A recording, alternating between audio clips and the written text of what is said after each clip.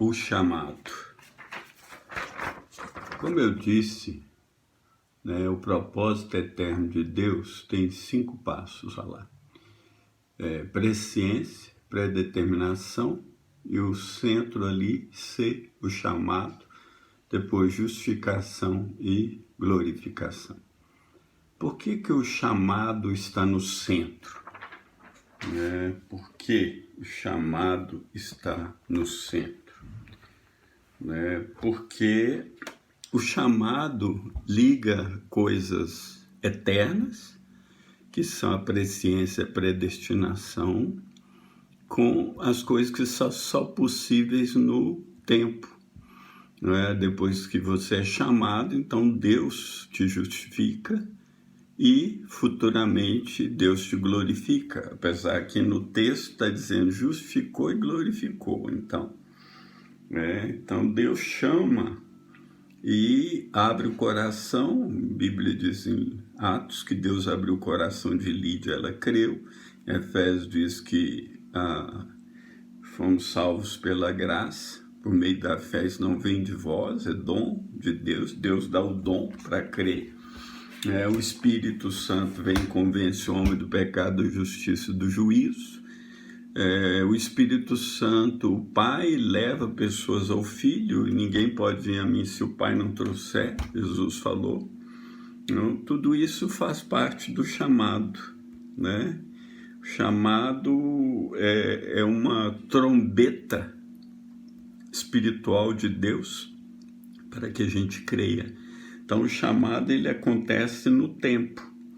Ele pega pessoas que estão mortas, como Efésios diz, ele nos deu vida, estando nós, ou estando vós mortos em delitos e pecados, Efésios 2:1, ou Efésios 5:14, desperta tu que dormes, levanta-te entre os mortos, e Cristo te esclarecerá. Eu, por mim, entendo que ninguém de per si, ou por si próprio, pode se levantar de entre os mortos, se Deus não te ressuscitar.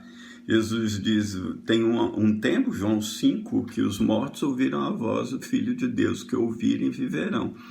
Jesus está falando do novo nascimento, da ressurreição da vida, ou ressurreição espiritual.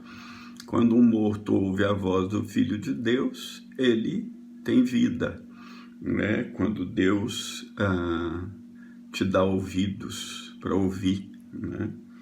Em Atos 13:48, esse é um texto um pouco chocante. Os gentios, ouvindo isso, alegraram-se e glorificavam a palavra do Senhor, e creram todos quantos estavam ordenados para a vida eterna. Então, o chamado é uma questão de Deus chamando.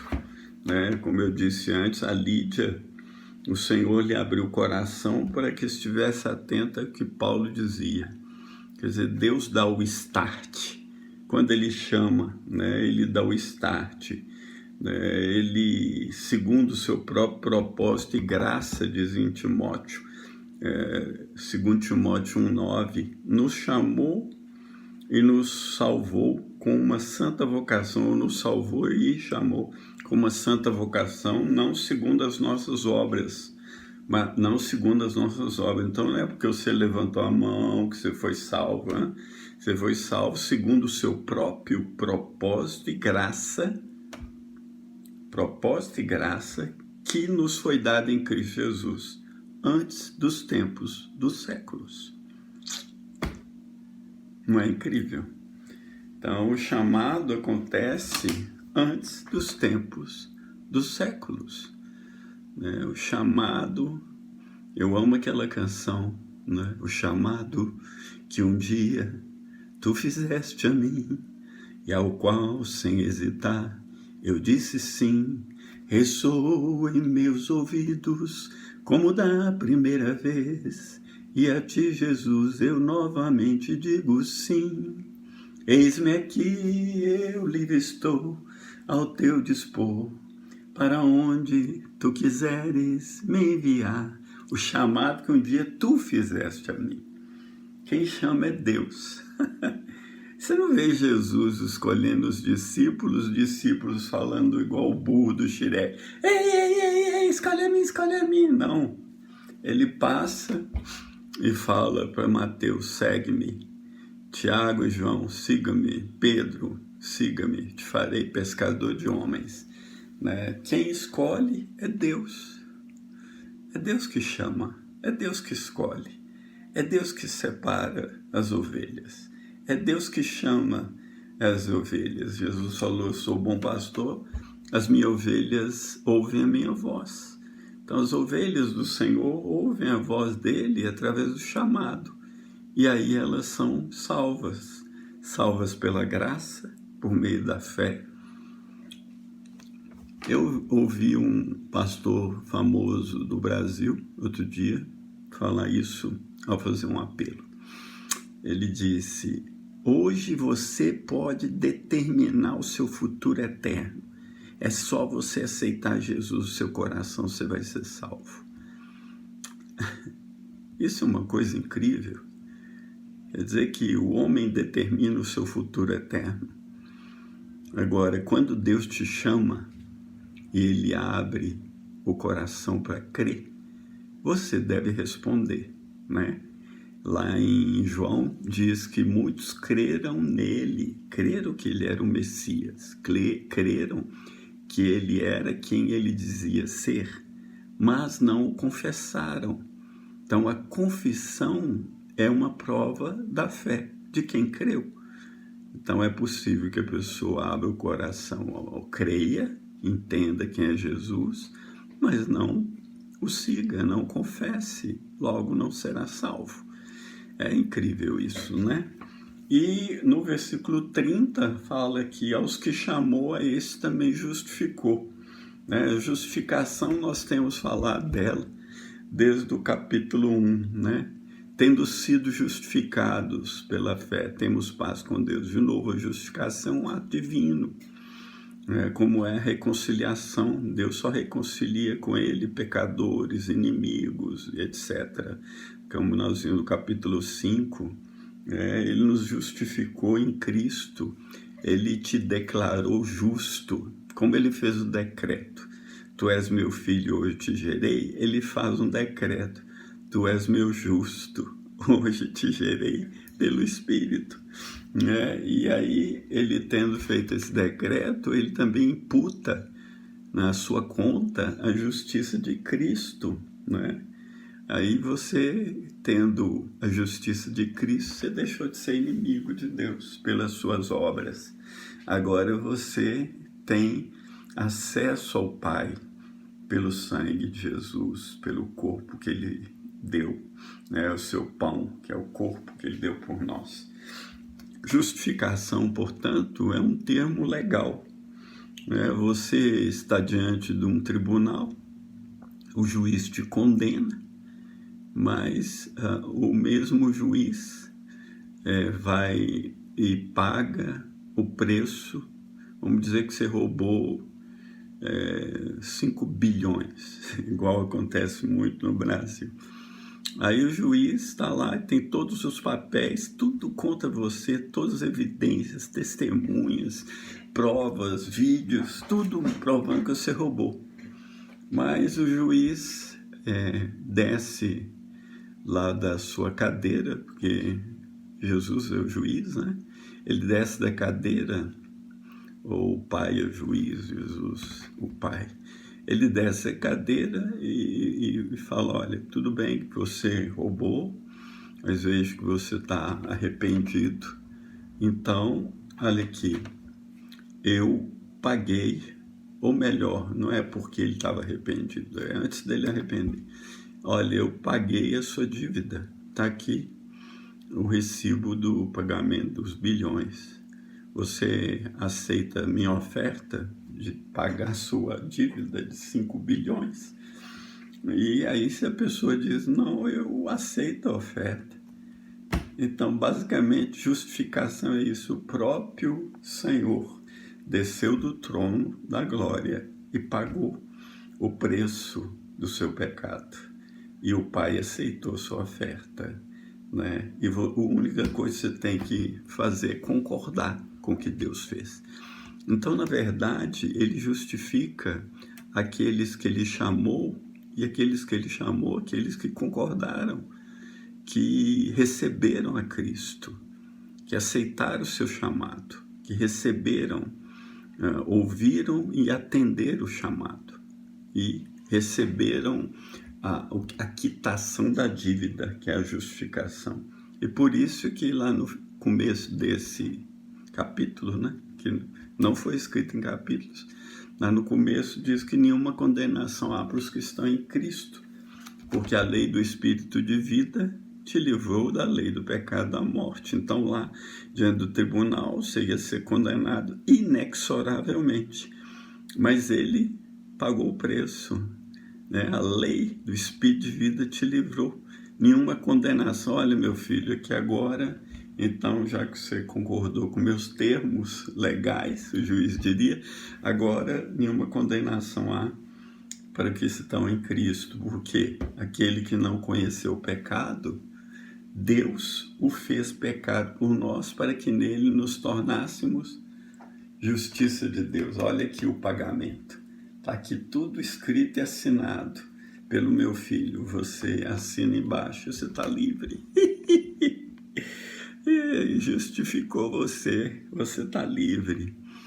E por fim, aos que justificou, esse também glorificou, né? O termo grego é passado. Como? Porque na mente de Deus ele já te glorificou, né? Ele já te predestinou, ele já te pré-conheceu, predestinou, chamou, justificou e já te glorificou, na verdade.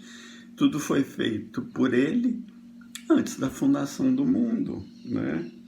E isso mostra o grande amor que ele teve por nós. Vede com grande amor nos tem concedido o Pai, ao ponto de sermos chamados filhos de Deus, o que de fato somos. Por isso o mundo não nos conhece, porque não o conheceu.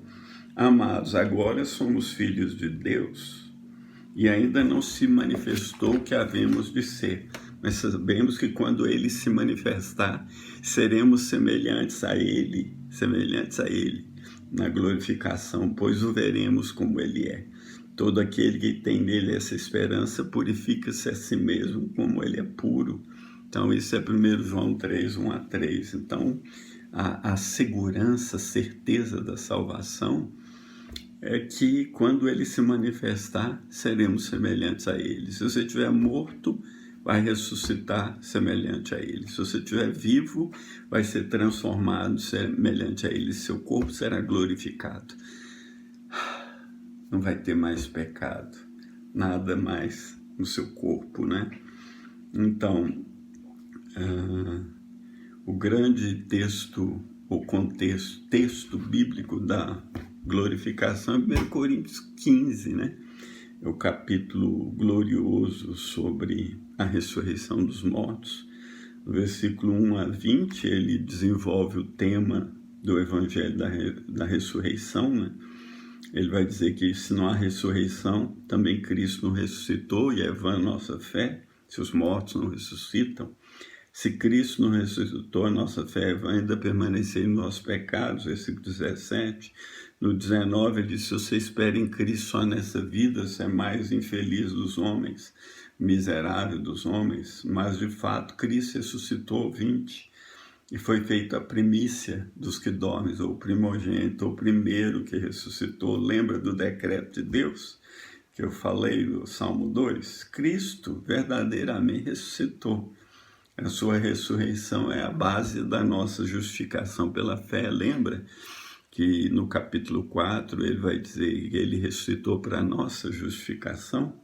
Então, Cristo foi glorificado na ressurreição dos mortos, dele, da sua morte.